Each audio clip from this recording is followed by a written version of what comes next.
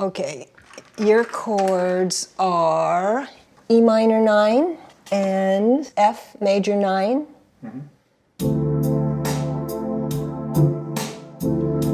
Sounds good. I got something for that. You do? Let's hear.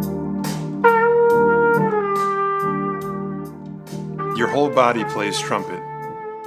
I must be able to blow loud and soft, hard and high, but always with expression.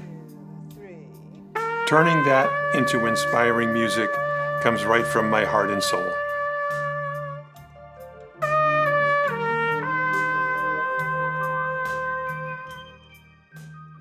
When I first met Mr. Albani, he was sent to me with a diagnosis of an aneurysm of the ascending aorta and a leaking prosthetic aortic valve, a porcine valve that he had put in nearly 2 decades ago. In patients who have valve problems, whether it's their native valve or a prosthetic valve after surgery, you know it's going to work for a period of time, and then at some point it may start to malfunction. Sure enough, 17 years later, he develops not only a prosthetic valve problem that we knew was coming, but he also developed an aortic aneurysm problem that we knew that was coming too. When I went for that appointment with Dr. Girardi, I wanted to show him who I am and what I can do. So I brought my trumpet, I snuck it into the office, and I had it all, set. He says, before I tell you anything, I got to show you what I really want to be able to do. The response that he gave to me was, that confidence and compassion. And I took it into surgery with me.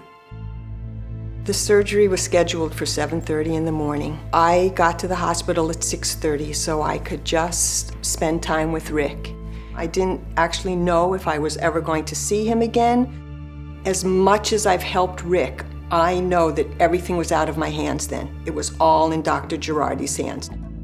We had to remove the aneurysm and replace an enlarged aorta with an artificial aorta made of Dacron. And then the valve that was placed 17 years ago, we removed that and we put a new modern prosthetic valve in place. We can carry out an operation that across the United States has a risk of over 4.5%, and our risk here at NewYork-Presbyterian Weill Cornell is less than 0.2% for this specific operation. We have been looking at using modern imaging, collaborating with investigators like Dr. Weinsap to understand the physics and the engineering in the cardiovascular system.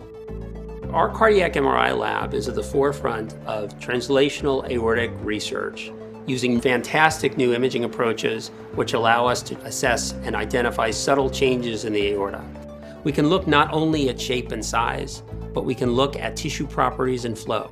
We can look at fibrosis in the aortic wall, which may occur and may be a driver in increase in size. The key challenge is going to be leveraging that information to develop new surgical approaches in which graft materials or graft extent is tailored to an individual patient's aortic physiology, developing patient-specific medicine, ultimately so as to improve outcomes for patients such as Mr. Albani. It's been 2 months since my surgery.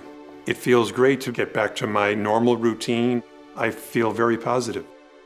We didn't know if he had played his last note, but now he's playing and we have the power and the glory and the sound of the trumpet and we're making music together again, and it's a beautiful thing. Here's a patient who walks in the door 33 years ago and starts with one problem, and then as he gets older and as things change, as they often do, finds out he needs help in other areas. And the beauty of this place is that he knows he's going to get the full spectrum of not only what he needs now, but have somebody working on what he might need in the future.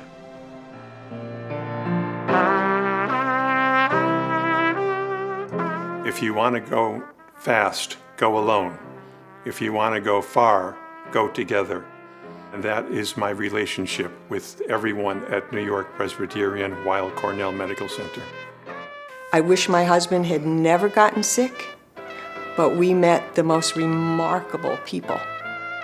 Thank you, thank you, thank you for helping Rik to live a life, not a disease, and for helping Rik keep the music alive.